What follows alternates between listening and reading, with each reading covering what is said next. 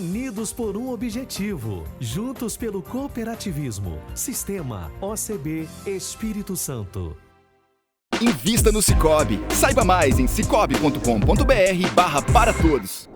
Quem aí gosta de rodeio? Já imaginou como é a vida de um comentarista técnico de competição? A figura do comentarista técnico é relativamente nova ainda nos rodeios. Muita gente confunde até mesmo o papel dele com o locutor, mas na verdade os dois trabalham conjuntamente. E sexta-feira é dia das notícias do cooperativismo brasileiro no boletim da Mundo Coop. Cooperativas e voluntários baianos engajados para vencer a pandemia. E uma pesquisa revelou que a formiga saúva carrega bactérias que podem ajudar no tratamento de várias infecções provocadas por fungos.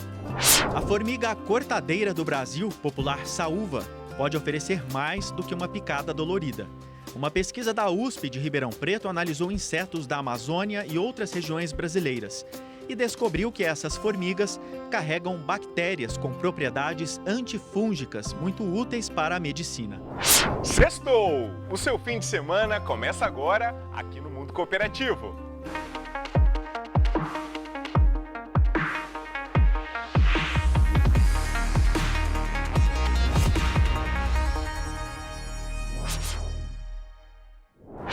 Enquanto algumas regiões sofrem com a seca, outras sofrem com os alagamentos. É o caso de agricultores de São João da Barra, no Rio de Janeiro, bem pertinho aqui da divisa com o Espírito Santo. Muitos amargam altos prejuízos por causa dos alagamentos de lavouras. Área de pastagem alagada, plantações embaixo d'água. Agricultores do 5º Distrito de São João da Barra contabilizam prejuízos. A lavoura de abacaxi, com mais de 40 mil pés, está praticamente perdida. O excesso de água impede o crescimento da fruta. Giliar vai sentir no bolso. Só nesta área, o prejuízo é de mais de R$100 mil. O abacaxi aqui, o que está na água aqui, infelizmente não é aquela fruta mais, entendeu? Que a água atingiu, não tem como colher aquela fruta, entendeu? Ideal mais, entendeu? Vou colher... Talvez se for colher, entendeu? Porque agora o talo dele molesta, ele deita. Porque por causa de vida a água, entendeu? Como a plantação está com o solo encharcado, até a retirada de mudas para comercialização será interrompida. Além da venda do abacaxi, se a água não escoar, o agricultor vai ter que ficar 3 meses sem cultivar na área. Muito prejuízo, porque eu tenho minha família, tenho minhas filhas para sustentar. E infelizmente eu vou ficar parado, porque como que eu vou retornar a trabalhar, plantar de novo? Segundo os agricultores, para diminuir as áreas alagadas, é preciso fazer o desassoreamento do canal Quitinguti. Segundo eles, a manutenção não é realizada há mais de 10 anos. Além disso, também é necessária a abertura da Barra do Açu, para que toda a água escoe para o mar. Abrindo a Lagoa do Açu, a água vai embora de imediato. Outro detalhe, a lagoa já vai para quase 10 anos que não abre. Ela está totalmente salinizada, ela está tomada de sal. Devido aí à criação do parque ambiental da região, nós precisamos de que, na verdade, esta lagoa seja aberta, porque ela vai trazer, né, crustáceos, vai trazer os peixes para os pescadores. E a luta dos pescadores é muito grande dos agricultores. O sofrimento é esse. O desassoreamento do Quitinguti e a abertura da Lagoa do Açu tem que ser de imediata, porque ninguém suporta mais. Este representante dos agricultores e pescadores explica que mais de 5 mil produtores estão sendo prejudicados. Com certeza, aqui nós estamos numa área mais alta um pouco, mas tem pessoas que estão ilhadas, estão alagadas, não tem o que o gado comer, não tem mais como plantar, porque esta terra ela fica totalmente chape-chape por um bom tempo.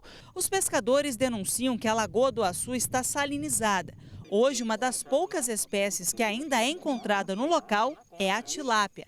Para manter as famílias, muitos estão tendo que se deslocar para outros municípios para pescar. O pessoal da Quixaba hoje estão saindo para pescar em Maricá, pescar em Macaé, porque não tem peixe.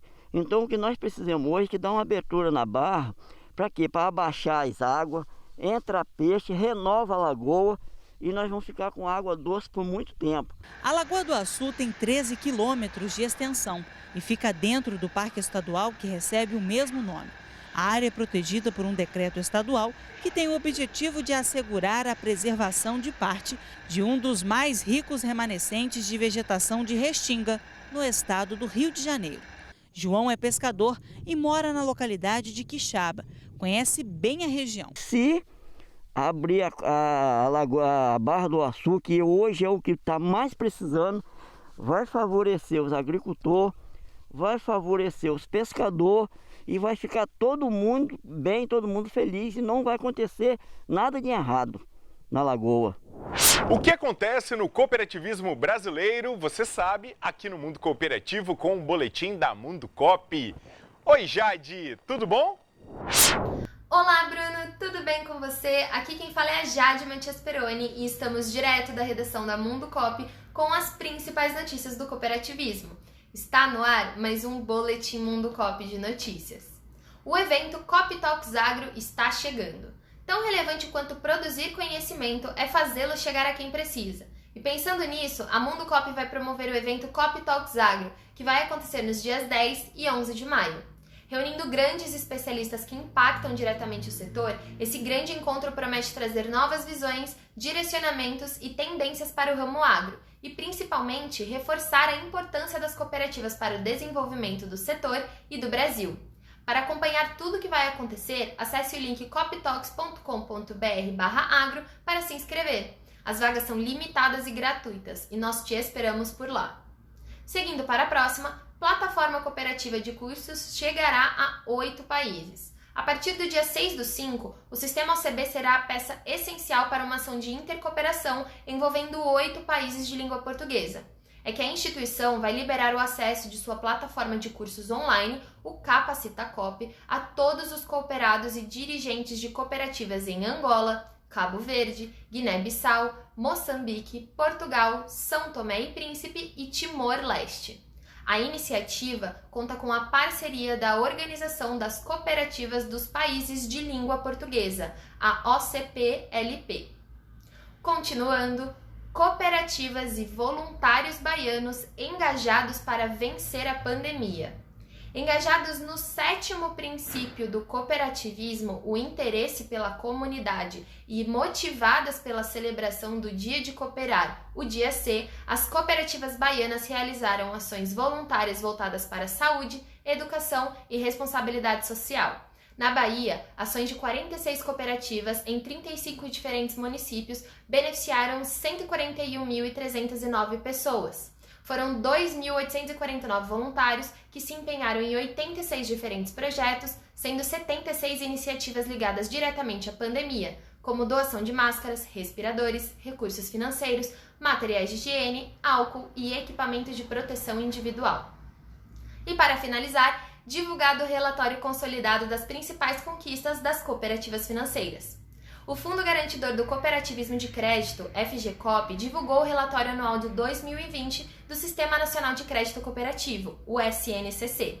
Em 2020, o SNCC evoluiu na quantidade de pontos de atendimento, no volume de depósito e nas operações de crédito, demonstrando que foi um ano de crescimento mesmo com a conjuntura atual econômica não favorável.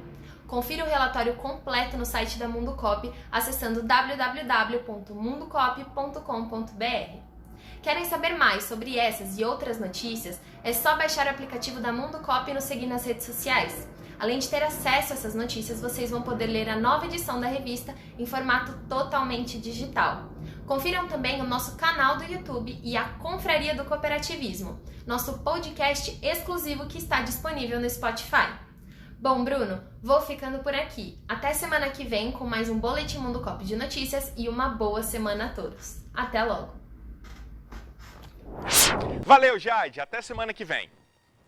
Quem trabalha o dia todo na roça sabe que a picada da formiga saúva é uma das piores que existem. Mas uma pesquisa feita na USP de Ribeirão Preto, interior de São Paulo, em parceria com a Universidade de Harvard, descobriu que as formigas carregam bactérias que podem ajudar no tratamento de várias infecções provocadas por fungos. A formiga cortadeira do Brasil, popular saúva, pode oferecer mais do que uma picada dolorida. Uma pesquisa da USP de Ribeirão Preto analisou insetos da Amazônia e outras regiões brasileiras. e descobriu que essas formigas carregam bactérias com propriedades antifúngicas muito úteis para a medicina. Nós trabalhamos com bactérias que são simbiontes de formigas cortadeiras, do tipo saúva.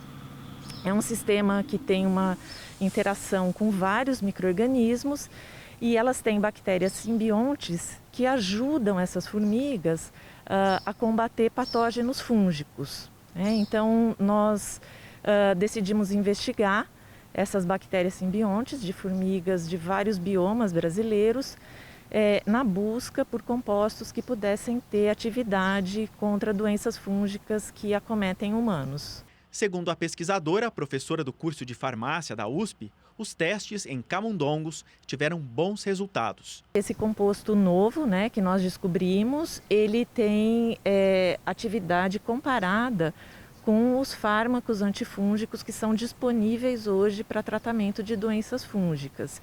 Então, isso mostra que esse composto tem um potencial para contribuir para o desenvolvimento de um novo fármaco antifúngico. A pesquisa foi feita em parceria com a Universidade de Harvard, nos Estados Unidos, e durou cerca de 4 anos. A descoberta abre caminhos para outros estudos sobre possíveis remédios que podem ajudar pacientes com o sistema imunológico comprometido, inclusive aqueles que foram contaminados pelo novo coronavírus. O poder antifúngico encontrado nos ninhos tem potencial para combater a candidíase, infecção que pode atingir as mucosas oral, vaginal, trato urinário e gastrointestinal. A candidíase também pode ser sistêmica, ou seja, afetar todo o corpo humano, a exemplo de outras infecções hospitalares. A pesquisa que descobriu as bactérias antifúngicas nas formigas já ganhou publicação internacional e deve ganhar outros capítulos importantes para a provável aplicação em tratamentos médicos. Isso é uma outra pesquisa porque envolve outros tipos de ensaios, inclusive ensaios em outros mamíferos, inclusive humanos. Além do que precisamos entender o mecanismo de ação, quer dizer, como essa molécula consegue matar o fungo, onde ela está atuando no fungo para conseguir controlar a infecção. Intervalo, na volta você vai conhecer a rotina de um comentarista técnico de rodeio. Ficou curioso? Não saia daí, o Mundo Cooperativo volta já.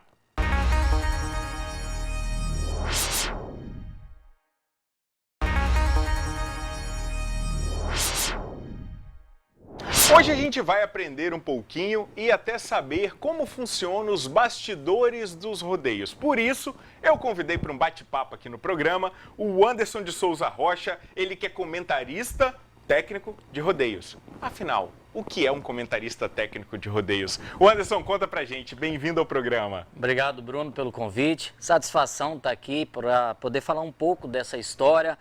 A figura do comentarista técnico é relativamente nova ainda nos rodeios. Muita gente confunde até mesmo o papel dele com o locutor, mas na verdade os dois trabalham conjuntamente. O papel do comentarista técnico é transparecer um pouco para quem está assistindo sobre a aplicação da regra e até mesmo tentar explicar para o público por que o competidor caiu, o que aconteceu. Ele tem que entender não só das regras, como também do comportamento do animal e do competidor para transmitir a emoção do que foi que aconteceu ali para o público. E como é que você mergulhou nesse universo, Anderson? Então, estamos em Vitória, sou nascido e criado aqui na ilha, não tinha uma lida rural. E aí Deus botou gosto, nós começamos a mexer com isso e eu fui, acredite, de 97 até 2000 eu montava em touros, participava de alguns eventos, cheguei a ter uma rápida participação na época, eu cursava geografia na UFS, no circuito universitário, até que recebi o convite para poder julgar um rodeio. Dali fui fazer alguns cursos e fiquei por 17 anos como árbitro de rodeio. Foi bem interessante a minha passagem enquanto competidor, porque me deu aquela ideia de saber o que um competidor passa em cima do animal, na hora da solta, que a gente chama, que é dentro do brete, para pedir para iniciar os 8 segundos. Então nós tivemos essa experiência na prática, transferimos isso para o julgamento e depois de 17 anos fazendo parte do quadro da Confederação Nacional, participando de alguns eventos internacionais até, e aí surgiu uma oportunidade, meio que por acaso, para fazer o trabalho de uma final de um campeonato, porque não estava tendo esse tipo de prestador de serviço, e aí eu acabei fazendo. Nunca mais joguei um rodeio. Fiquei nessa função e já estou no meu 4º ano e caminhando aos galopes aí. E como que é a qualificação? O que se estuda? Na verdade, o papel do comentarista técnico é bem interessante, que você tem que saber o que está acontecendo da regra, do comportamento animal e do competidor, e ainda falar com o público numa linguagem que eles consigam entender, porque muitas vezes os palavreados de uma arena de rodeio não são de muito uso comum, algumas palavras. E de conhecimento do público, E de conhecimento do público. Então você tem que conseguir traduzir isso com clareza, de forma rápida, porque você tem patrocinadores, animador de arena, locutor, DJ, todo mundo precisa trabalhar. Então é uma inter-relação ali muito rápida, mas que dá certinho para cada um fazer o seu papel.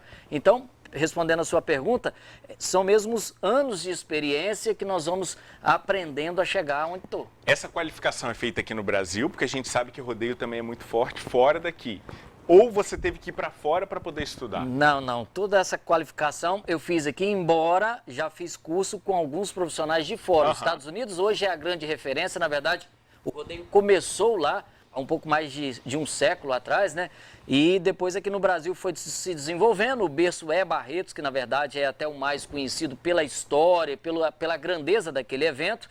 E de lá para cá isso veio crescendo. Então, as capacitações foram feitas todas em território nacional, mas às vezes com participação de gente que veio de fora trazendo experiência. Bom, o não eu já tenho. Vou fazer um pedido aqui para ver se ele consegue explicar para a gente um pouquinho dos termos usados lá na arena, para que a gente possa mergulhar também no universo do Anderson. Fala para mim os 2, 3 termos que são muito comuns e desconhecidos do público em geral. Mas é claro, a regra do rodeio, por exemplo, para o competidor ser pontuado, ele tem que parar durante os 8 segundos. E é muito comum ali falarmos assim, ele parou no boi. O que é parar no boi? É permanecer durante os 8 segundos, ou seja, ele vai ser avaliado, então ele tem direito de ser avaliado, e esse parou no boi, muita gente talvez vai se perguntar, o que quer dizer isso? Parou os 8 segundos regulamentares.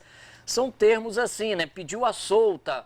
A solta de quê? A solta do boi. Então é a mesma coisa que abriu a porteira, onde começam os 8 segundos, a contagem dos 8 segundos, para que ele possa então fazer a sua apresentação. E aí tem uma série de outros termos que são técnicos, por exemplo, apelou no boi. O que significa isso? Ele tocou a mão de equilíbrio no animal durante os 8 segundos, pelo conjunto de regras. Quando isso acontece, ele não é avaliado, porque o cronômetro tem que parar. Então, se não chegou aos 8 segundos, se for depois dos 8 segundos, tudo bem. Então, são terminologias que às vezes vêm da própria regra e às vezes da própria cultura, porque o rodeio é um esporte que, na verdade, ele traz junto consigo uma carga cultural do homem do campo, do sertanejo, né? E muitas vezes vem ali alguns ditados, alguns palavreados que a gente vai conseguindo dar forma para traduzir. O Anderson, a gente ouve muita gente defendendo o rodeio e muita gente criticando o rodeio por conta do uso de animais. Mas tudo que está ali, existe uma regra, um cuidado e uma especificação técnica também para ser feito. Não há judiação alguma ali, ou há? Então, vamos lá. É de fato uma grande polêmica, tá? Inclusive nós temos hoje sancionado uma lei de defesa animal, cujos responsáveis por um evento, e aí o responsável é desde quem está organizando um evento, até mesmo um juiz, um locutor, um veterinário, respondem civil e criminalmente por qualquer danos de maus tratos aos animais, né? E os menos percebidos com essa lei, na verdade, ali atrás pagaram para ver. E que bom que essa lei existe. E, na verdade, nós que somos profissionais do rodeio e trabalhamos com rodeios profissionais, quando acontece alguma coisa dessa maneira, essa gente não nos representa, né? Nós estamos falando de animais, Bruno, e para quem está nos assistindo, que são altamente avaliados. São animais de 100, 200, 300 mil reais. E se esse animal for injuriado, ele não se apresenta na noite seguinte ou na festa seguinte. O dono do seu animal, então, o dono dele, deixa de receber pelos trabalhos daquele animal. Então, na verdade, esses animais são muito bem tratados, tem uma ração balanceada, todo um conforto térmico onde eles ficam, os caminhões que eles viajam com piso de borracha, os currais sempre com metais arredondados para que não sejam pontiagudos. Então, assim, o trato com eles é para que sejam verdadeiras celebridades nas arenas. E diz para mim, é mais difícil ser peão, ser juiz ou ser comentarista técnico? Olha, eu passei por elas 3 etapas e eu acho que quando o peão não queria ser juiz nem comentarista técnico, quando juiz nem peão e nem comentarista, e hoje como comentarista nem peão juiz e nem juiz. peão. Cada coisa ao seu tempo, mas está muito gostoso, está sensacional.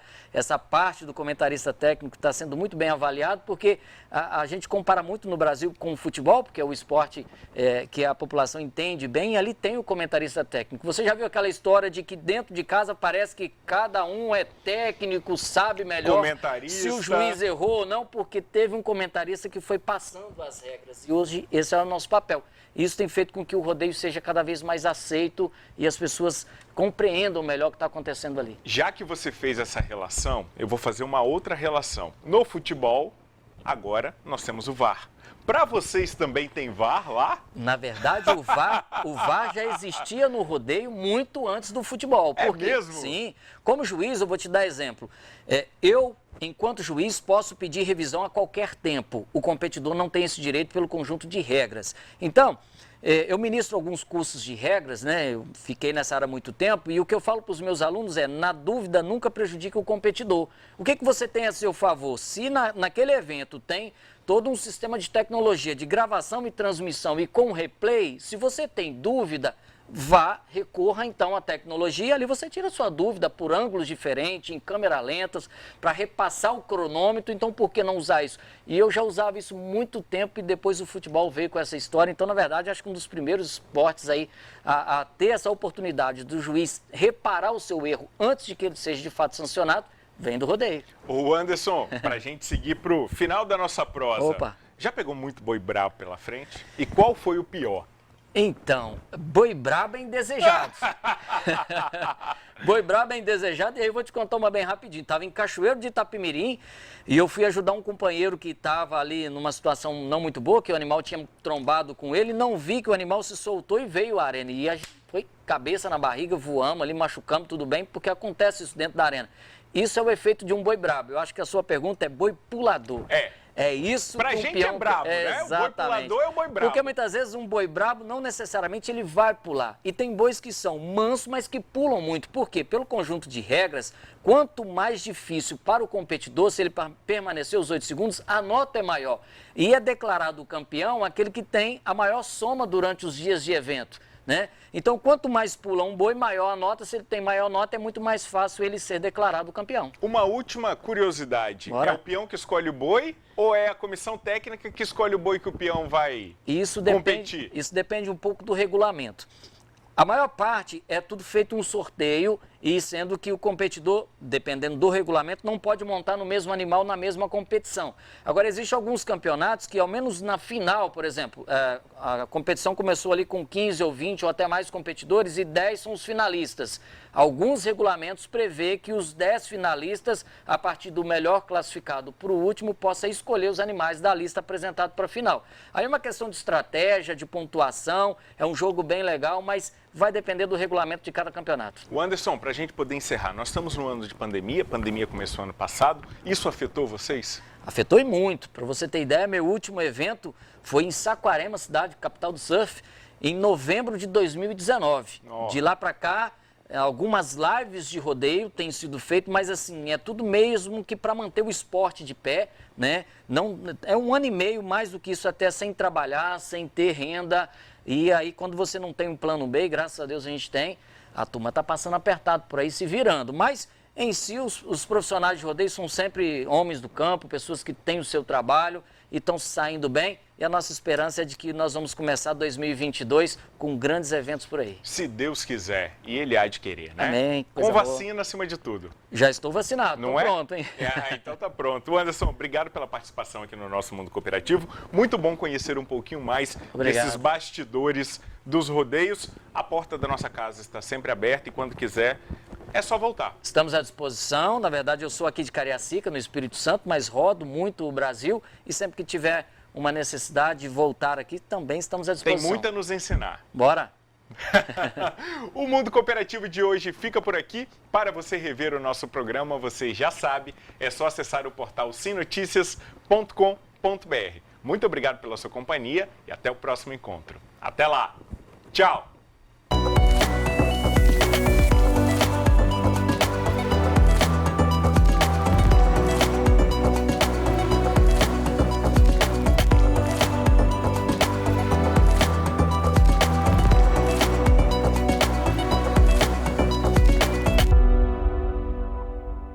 Invista no Sicoob. Saiba mais em cicobi.com.br/para todos.